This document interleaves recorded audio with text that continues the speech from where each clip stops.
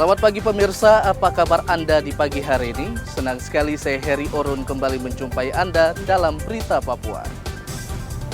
Sejumlah informasi pilihan dan teraktual telah dirangkum tim redaksi kami. Berikut 3 berita utama kami sajikan untuk Anda.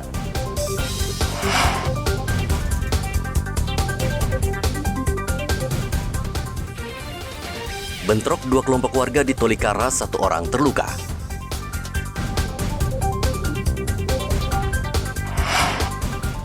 Wakil Presiden Ma'ruf Amin serahkan 102 sertifikat tanah bagi masyarakat Jayapura.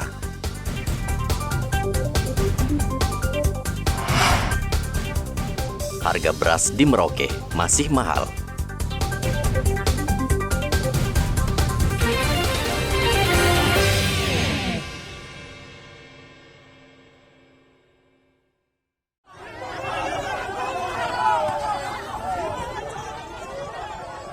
Dua kelompok warga saling bentrok di halaman kantor Dinas Pemberdayaan Masyarakat dan Kampung Kabupaten Tolikara, Papua Pegunungan. Akibat bentrokan ini, 1 orang terluka terkena panah pada bagian betis dan saat ini masih menjalani perawatan di Rumah Sakit Umum Daerah Tolikara. Bentrokan antara warga ini dipicu saling ejek antara warga distrik Nunggawi dan distrik Woniki terkait kepemimpinan di Kampung Gilo. Kepala Kampung Gilo yang akan menerima surat keputusan pelantikan ternyata meninggal dan warga di 2 distrik bersaing mengisi jabatan kepala kampung yang kosong. Ketika terjadi adu mulut antara massa distrik Nunggawi dan massa distrik Woniki terkait kepemimpinan di Kampung Gilo, di mana kepala Kampung Gilo yang berhak menerima SK pelantikan telah meninggal dunia dan masyarakat dari kedua distrik tersebut bersaing untuk mengisi posisi kepala Kampung Gilo. Bentrok kedua massa dengan saling melakukan lempar batu di halaman depan kantor DPMK Kabupaten Tolikara.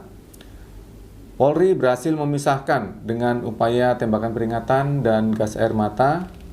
Tidak ada korban dari peristiwa tersebut. 1 warga distrik Nunggawi terluka akibat anak panah di bagian betis. Polisi melerai dengan tembakan peringatan ke udara dan gas air mata.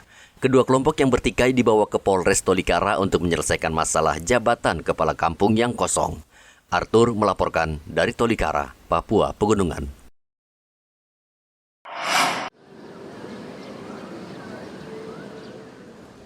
Wakil Presiden Ma'ruf Amin menyerahkan 102 sertifikat tanah kepada masyarakat di Papua Youth Creative Hub, Kota Jayapura, Papua. Sertifikat ini merupakan hasil program pendaftaran tanah sistematis lengkap yang merupakan program nasional sejak tahun 2017.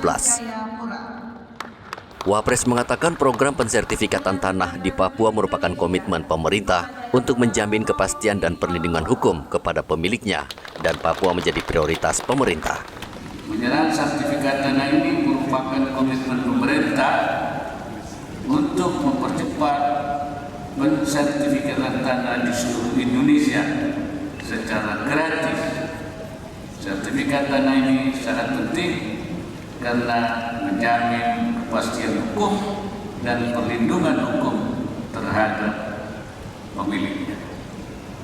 Tanah memiliki nilai yang berharga dalam hati masyarakat Papua, baik dari sisi spiritualitas, sosiologis, antropologis, kebudayaan maupun ekonomi masyarakat. Tanah dipandang sebagai ibu atau mama yang melahirkan kehidupan sosial di masyarakat Papua. Oleh karena itu, agenda pertanahan merupakan salah satu agenda prioritas di Papua yang mendapat perhatian serius dari pemerintah. Wapres bisa memahami pentingnya tanah bagi masyarakat Papua karena tidak hanya bernilai ekonomis, namun bermakna spiritualitas dan sebagai sumber kehidupan. Sengketa tanah kerap terjadi di masyarakat akibat sistem pertanahan yang belum baik serta dipicu konflik kepentingan. Untuk itu pemerintah menargetkan 126 juta bidang tanah di Indonesia sudah harus memiliki sertifikat hingga tahun 2025. Hendra melaporkan dari Kota Jayapura, Papua.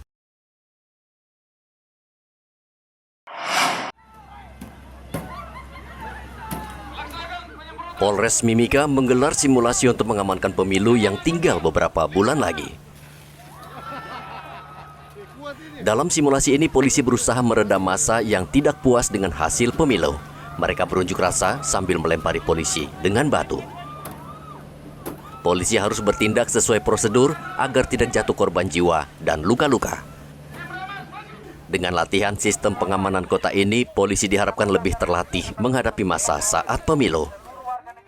Untuk hari ini latihan hari pertama, nanti dilanjutkan dengan latihan hari kedua. Kami akan bergabung dengan pasukan dari Batalion B Brimob Mimika.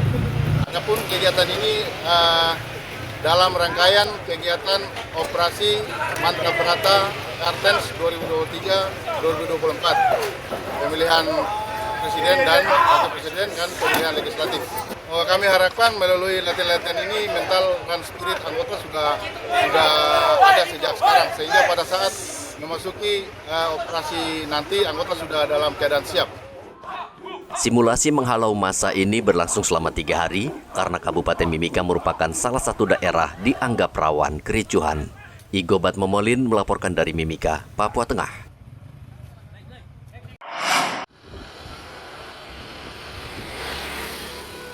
Satres Narkoba Polres Mimika sejak Januari 2023 hingga Oktober 2023 menangani 19 kasus narkoba, meliputi 13 kasus peredaran sabu-sabu, 3 kasus peredaran ganja, sedangkan 3 kasus sisanya peredaran obat herbal tanpa izin.